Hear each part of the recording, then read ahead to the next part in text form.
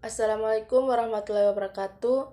Saya Ridayani Abdullah dengan NPM 033021111045. Saya mahasiswa PGSD semester 1.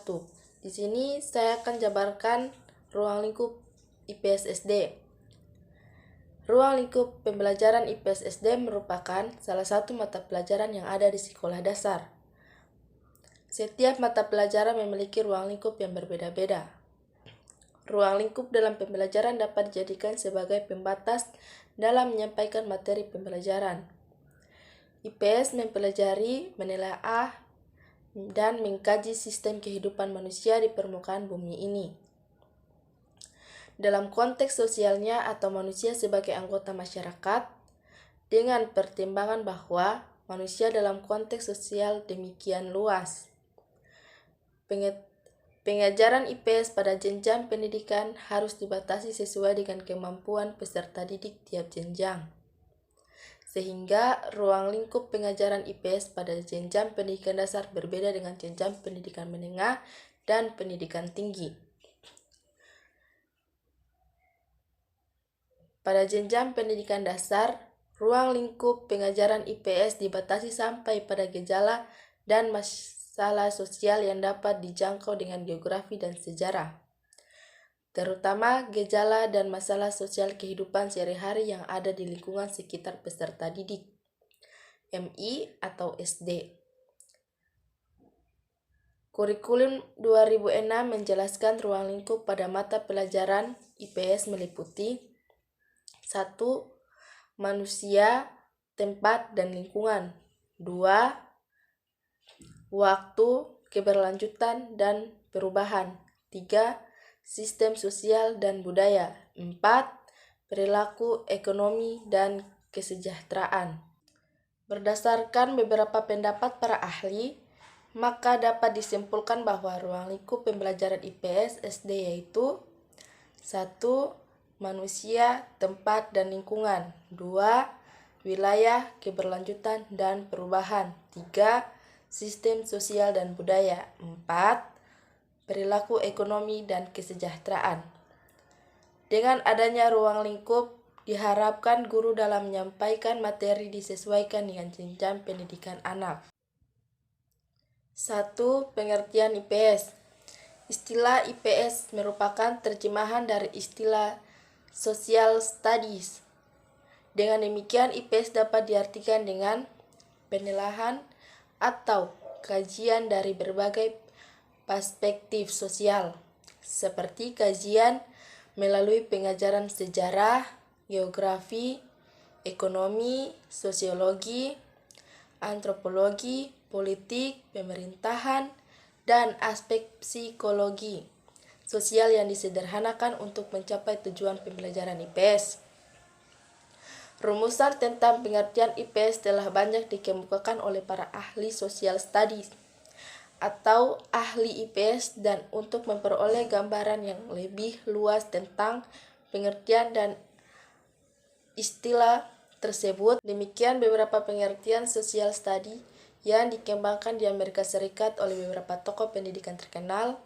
Selanjutnya, pengembangan IPS di Indonesia banyak mengambil ide-ide dasar dari pendapat-pendapat yang dikembangkan di Amerika Serikat tersebut. Adapun menyangkut tujuan, materi, dan penanggungannya, dikembangkan sendiri sesuai dengan tujuan nasional dan aspirasi masyarakat Indonesia. Kita ini didasarkan pada realitas, gejala, dan problem sosial yang menjadi kajian IPS tidak sama dengan negara-negara lain.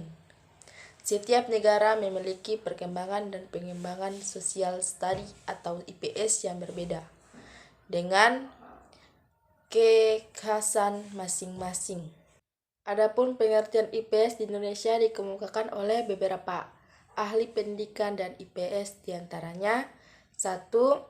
Moeljano Cokrodikardjo mengemukakan bahwa IPS adalah perwujudan dari suatu pendekatan interdisipliner dari ilmu sosial.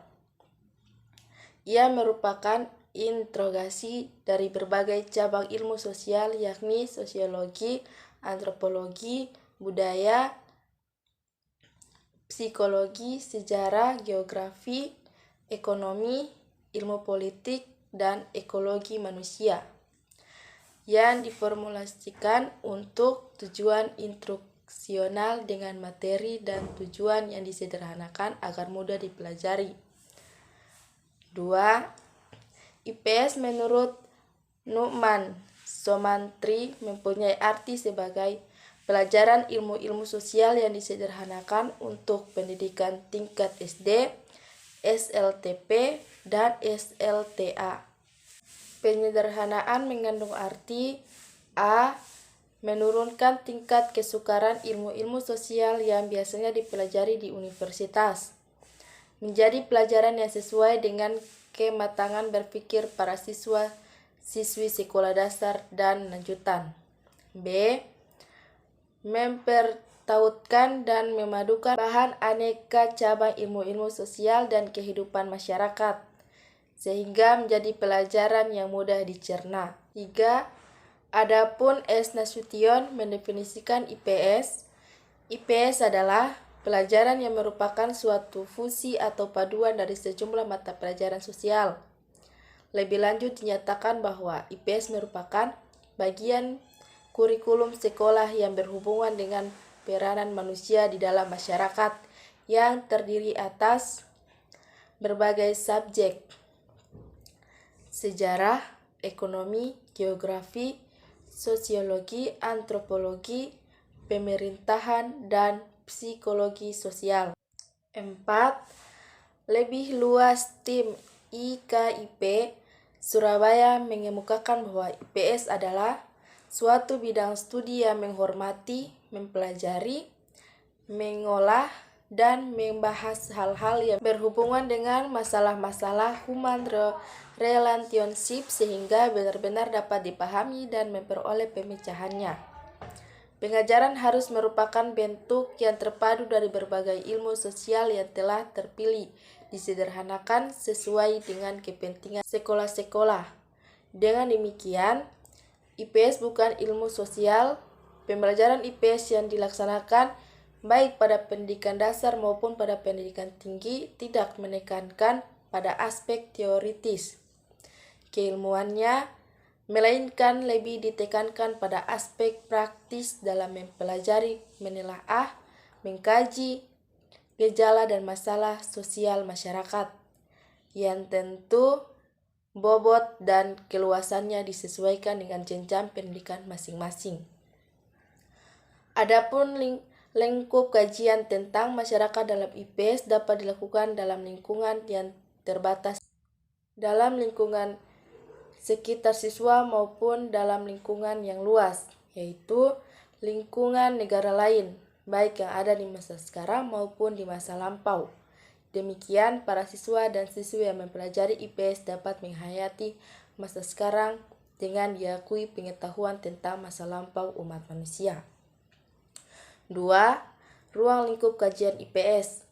Secara mendasar, pembelajaran IPS berkenaan dengan kehidupan manusia yang melibatkan segala tingkah laku dan kebutuhannya. IPS berkenaan dengan cara manusia memenuhi kebutuhannya, baik kebutuhan untuk memenuhi materinya, budayanya, kejiwaannya, pemanfaatan sumber daya yang ada di permukaan bumi, mengatur kesejahteraan dan pemerintahannya maupun kebutuhan lainnya dalam rangka mempertahankan kehidupan masyarakat manusia. Singkatnya, mempelajari, menelaah, mengkaji sistem kehidupan manusia di permukaan bumi ini dalam konteks sosialnya atau manusia sebagai anggota masyarakat. Pada jenjang pendidikan dasar, ruang lingkup pengajaran IPS dibatasi sampai gejala dan masalah sosial yang dapat dijangkau pada geografi dan sejarah, terutama gejala dan masalah sosial di kehidupan sehari-hari yang ada di lingkungan sekitar peserta didik. Mungkin itu saja yang dapat saya sampaikan. Lebih dan kurangnya saya mohon maaf. Terima kasih. Wassalamualaikum warahmatullahi wabarakatuh.